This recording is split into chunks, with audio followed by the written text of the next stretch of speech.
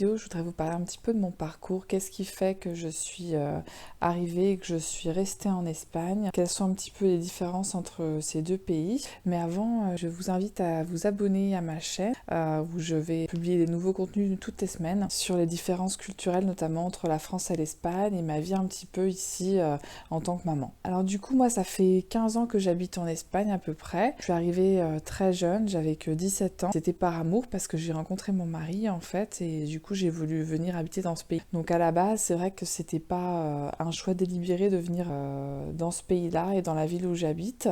C'était donc les circonstances qui m'ont amenée à venir ici. Moi, je viens de la région nantaise et là j'habite sur la côte. Du coup, ça n'a pas été facile pour moi de m'adapter. Quand je suis arrivée, c'est vrai que je parlais presque pas la langue. J'ai appris sur le tas. Enfin, j'avais choisi l'espagnol comme deuxième langue, au collège puis au lycée. Donc ça faisait quand même pas mal d'années que j'apprenais l'espagnol, mais comme vous devez le savoir, c'est pas parce qu'on apprend une langue à l'école qu'on sait la parler. Donc j'avais quand même des bases en grammaire, en conjugaison, etc. Mais j'étais loin d'être bilingue. Et ça, c'est vraiment dans le pays que j'ai appris à bien parler la langue. Et les premiers temps, mes amis, ma famille et mes coutumes me manquaient beaucoup. Et j'avais toujours en tête le fait de revenir en France. Je pensais vraiment que c'était une parenthèse en Espagne. Enfin, je m'étais pas vraiment posé de questions. En fait, je suis venue, j'ai vraiment tout quitté très rapidement pour venir m'installer ici. Et du coup, j'ai pas réalisé en fait de tout ce à quoi je renonçais et j'ai pas réalisé que je partais définitivement en fait, même si je suis revenue entre-temps, parce qu'on a aussi habité 2 ans en France avec mon mari et après je suis partie aussi habiter en Italie dans le cadre d'un Erasmus. Donc c'était pas 15 années d'affilée. Et c'est vrai qu'à aucun moment je m'étais dit je pars définitivement de France, je vais m'installer à l'étranger pour y vivre définitivement. Non, c'était pas du tout dans mon idée. J'ai fait ça vraiment de manière très spontanée. Et vu que j'avais toujours cette idée de repartir, en fait, ça m'a mis des barrières pour m'intégrer ici, pour me créer un cercle d'amis, puisque vu que j'avais l'impression qu'on n'allait pas rester, et, enfin dans ma tête, je me fixais toujours un petit peu des délais. Je me disais, bon, bah voilà, dans un an, tant de temps, on repartira. Donc, ça a fait que j'avais du mal à créer des liens durables ici, parce que je voyais pas l'intérêt, en fait, de le faire, puisqu'on allait repartir. Et il y a un moment dans ma tête, il y a eu un déclic, et je me suis dit, ou on fait nos projets ici, ou alors on les fait pas, parce que je sais pas quand est-ce que je vais revenir, quand est-ce que je reviendrai en France, si je reviendrai en France. Donc je me suis dit, bon, maintenant c'est ici que je vis, et c'est là qu'on a décidé de réaliser le projet de se marier et ensuite d'avoir un enfant. Et c'est là que j'ai commencé à plus avancer dans ma vie en fait, quand j'ai décidé de vivre dans le présent, quoi. Alors pourquoi est-ce que je voulais tant revenir en France? J'avais une liste de raisons donc, qui me poussaient à préférer ce pays. Déjà au niveau du travail, je trouvais qu'il y avait des meilleures opportunités. Alors je ne sais pas si vraiment c'est le cas ou c'était le cas, mais j'avais l'impression qu'il y avait des meilleures offres de travail avec des salaires mieux payés. Après c'est vrai qu'en France aussi on travaille un petit peu moins parce que c'est 35 heures alors qu'en Espagne on a 42 heures. Et il faut savoir aussi que souvent dans les contrats c'est marqué 40 heures, mais dans la pratique on travaille plus, on travaille souvent 42 heures. On fait souvent 2 heures sup comme ça gratuites qu'on offre à l'employeur. En fait, je sais pas pourquoi c'est comme ça. Par défaut, ça m'est déjà arrivé dans une entreprise et après j'avais fait la réflexion et ça avait changé. Mais c'est vrai qu'aussi le sujet des heures sup ici, c'est très fréquent de faire des heures supplémentaires sans être rémunéré, sans avoir de RTT non plus. C'est comme ça, c'est un petit peu c'est comme si on devait ça un peu à l'entreprise. Je ne sais pas si les mentalités, elles ont vraiment évolué depuis, mais c'est comme ça que je ressentais les choses au début que je travaillais ici, donc il y a déjà 10-15 ans. Euh, et c'est vrai que les employés, ils ont tendance à un petit peu être, je trouve, soumis et ne pas revendiquer leurs droits, quoi, contrairement en France. Et j'avais l'impression aussi qu'en France, il y avait quand même plus d'avantages, facilement des chèques resto, le transport qui est pris en charge. Alors ici aussi, il y a des choses comme ça qui sont faites, mais c'est pas encore, je pense, si répandu que ça. C'est pas si immédiat que ça. C'est des avantages dont il faut faire la demande. Enfin, c'est un petit peu compliqué par rapport au transport, par exemple. Et puis cette mentalité un petit peu, je trouve ici, d'être exploité dans le travail. Alors que je trouve dans d'autres pays européens, c'est plus une mentalité donnant-donnant. Mais j'ai l'impression qu'en France, les relations de travail sont quand même plus réglo. Il y a moins d'irrégularité. Et en Espagne, les gens ont plus tendance à être exploités, je trouve, et à ne rien dire, du coup. Je sais pas si c'est à cause de la dictature, du coup, qui est beaucoup plus récente. Du coup, c'est les gens ont gardé un petit peu cette mentalité de pas dire, de pas se plaindre, d'accepter les choses, de se taire, quoi. Sinon, au niveau de la santé, je trouvais que le système de santé français fonctionnait mieux, puisque on a d'un côté la sécurité sociale et après on a une mutuelle. Donc je trouve qu'on est globalement mieux pris en charge. Ici, il y a le système de sécurité sociale et après il y a des systèmes de santé privés en fait, des assurances privées. Qui généralement vont beaucoup plus vite en fait. La sécurité sociale, c'est un problème de santé. C'est vrai que pour avoir un rendez-vous chez le spécialiste, ça peut prendre des mois, alors que dans le privé, tu es plus vite prise en charge. J'avais l'impression aussi qu'en France, il y avait des meilleurs professionnels. Ici, c'est vrai qu'en Espagne, le médecin généraliste, c'est un peu comme une secrétaire. Ils auscultent même pas.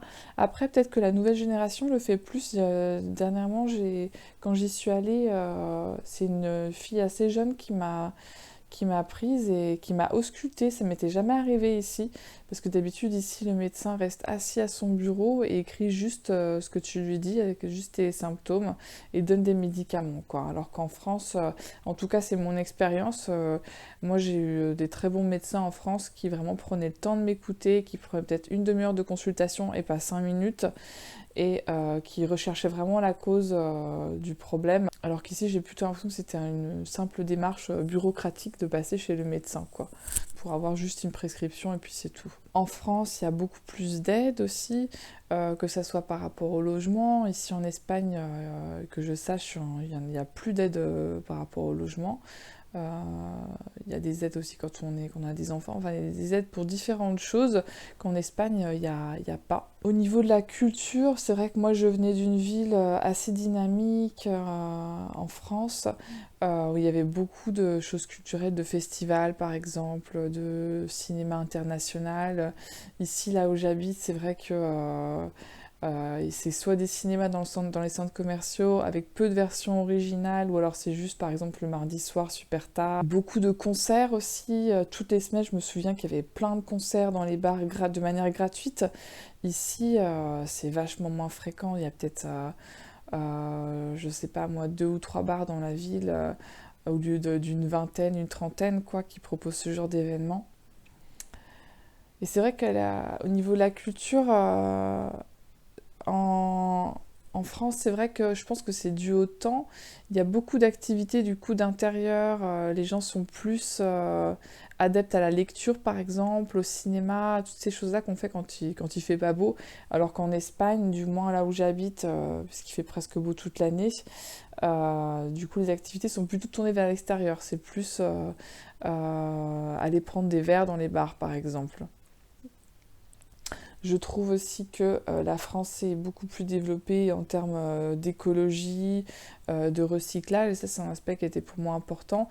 Pareil, tout ce qui est la nourriture bio, ici il n'y a pas grand chose du tout. Tout ce qui est produits frais, il y a vraiment très peu de magasins qui le proposent et c'est pas des arrivages frais. C'est vrai que je trouve que l'Espagne est en retard par rapport à certaines choses au niveau européen.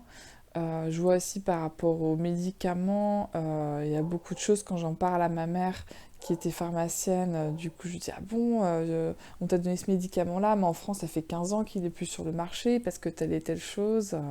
Le transport public, je trouve qu'il est mieux développé aussi. Alors pareil, à chaque fois, moi c'est vrai que je compare la ville où j'étais en France et la ville où je suis ici en Espagne. Ça ne veut pas dire que toute la France est pareille, toute l'Espagne est pareille.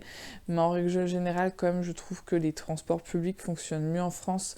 Ils sont plus ponctuels, le réseau est mieux développé, mieux desservi. Et le vélo aussi, c'est beaucoup plus courant. Après, peut-être que dans des villes type Madrid et Barcelone, ça va être plus développé, je pense, mais je parle de villes de moyenne taille. Et là, dans ma ville, le vélo, il n'y a pas beaucoup de pistes cyclables. En plus, il y a beaucoup de côtes, donc c'est vrai que c'est pas pratique de toute façon. Et il n'y a pas cette habitude-là de faire du vélo, quoi, et c'est un petit peu dangereux. Je trouve aussi que les logements en France sont mieux isolés, tant au niveau de la chaleur que du bruit. Il y a beaucoup plus souvent du double vitrage, par exemple. J'ai l'impression que les murs sont plus épais. Ici, c'est vrai que les murs sont vraiment comme en papier. On entend vachement les voisins. Et il y a beaucoup aussi de bruit parce qu'il y a beaucoup de fêtes ici en Espagne. Il y a beaucoup de fêtes tout au long de l'année. Après, ça dépend des communautés autonomes. Euh, il y a des fêtes au niveau national, des fêtes au niveau de la communauté autonome et des fêtes au niveau de la ville. Et c'est vrai que tout au long de l'année, tous les 2-3 mois, il y a des fêtes. Et du coup, ça fait des défilés, il y a des stands. En pleine rue, en fait, les rues sont bloquées. Et donc, il y a des espèces de petits chapiteaux ou des stands qui sont dressés dans les rues, en fait. Et c'est bizarre parce que c'est des fêtes dans l'espace public, mais des fêtes qui sont privées, en fait. Tu dois appartenir à des associations et tu dois payer tout au long de l'année pour pouvoir faire partie de ces événements qui envahissent donc l'espace public et qui font beaucoup de bruit. Et après, en France, je trouvais aussi que les gens étaient plus aimables, enfin, qu'ils avaient plus le sens de la politesse. Ça ne veut pas dire forcément qu'ils sont plus agréables, mais en tout cas, je trouve qu'on sait à quoi s'en tenir en France. Quand on arrive dans un magasin, on sait qu'automatiquement, on va nous dire bonjour. Les vendeuses, généralement, sont très serviables, très accueillantes, même si des fois, c'est un petit peu trop, c'est toujours les mêmes phrases, c'est très commercial. Mais c'est là et tu sais à quoi t'y attendre. Ça donne un sentiment de sécurité quelque part. Voilà, donc c'était toutes ces choses-là qui m'attiraient de la France et qui me manquaient en Espagne. Par contre, en Espagne, c'est vrai qu'il y avait des choses qui me plaisaient plus et qui continuent à me plaire plus. Le fait que les relations soient plus spontanées, je trouve. Les gens ont plus tendance à se parler spontanément dans la rue, par exemple, en attendant le bus ou en faisant des courses ou quoi que ce soit, en attendant dans un supermarché, dans un commerce. Ils vont plus facilement être amenés à discuter et ça, je trouve ça agréable. Les Français, ça c'est bien connu, ils ont tendance à pas mal se plaindre, à pas mal râler. Donc des fois, ça crée un peu une mauvaise ambiance. En Espagne, là où j'habite, je me suis toujours sentie en sécurité, même le soir tard. J'ai jamais eu peur dans la rue, même quand je rentrais tard. En France, il y a très souvent des grèves et des manifestations qui paralysent tout le pays. Et ça, je trouve que ça nuit au quotidien. Les hivers sont beaucoup plus longs, il fait beaucoup plus froid, même si c'est vrai que dans les logements, du coup, j'ai souvent eu plus froid en Espagne qu'en France, parce que les logements en France sont donc mieux isolés. Et il y a le chauffage, alors qu'ici en Espagne, là où j'habite, du coup, il fait froid pas longtemps dans l'année, mais les logements ne sont pas bien isolés et il n'y a pas le chauffage, ou alors c'est la clim réversible, froid et chaud. Donc, tout le monde n'a pas forcément. Alors le temps, ça c'est un gros point qui me dérangeait quand je suis arrivée en fait, parce que la pluie me manquait beaucoup, le soleil tout le temps fixe, ça me dérangeait en fait, ça faisait beaucoup de luminosité déjà, j'étais gênée visuellement. Et je trouvais ça monotone en fait, le beau temps tout le temps, moi ça me déprimait quoi. J'avais besoin de variété, j'avais besoin puis de ces moments de pluie pour être confortablement chez soi, lire un livre. Si vous voulez, le rapport entre jour de pluie et jour de soleil est totalement inversé. Il y a le même nombre de jours de pluie que j'avais en France que de jours de soleil qu'il y a en Espagne. Mais maintenant, c'est vrai que j'apprécie le climat méditerranéen, le fait qu'il fasse beau presque toute l'année, le ciel est bleu presque toute l'année, il y a du soleil presque tout le temps, et forcément ça joue sur l'humeur quand on se sent bien, on a envie de faire des choses, on a de l'énergie. En Espagne, c'est facile de sortir pour pas cher, je trouve. Il y a énormément d'offres de restauration, il y a énormément de bars, de terrasses, de restaurants sympas. Et c'est facile de sortir pour pas cher, ça c'est vraiment cool. Et je trouve aussi que les enfants sont les bienvenus partout. Euh, c'est vrai que dans la rue, souvent quand je me balade avec ma fille, il y a souvent des personnes qui lui font des réflexions gentilles. Ah, elle est jolie, elle est mignonne, comment elle s'appelle ou comment tu t'appelles, tu vas à l'école. Ils vont facilement lui faire la conversation et dire des choses agréables.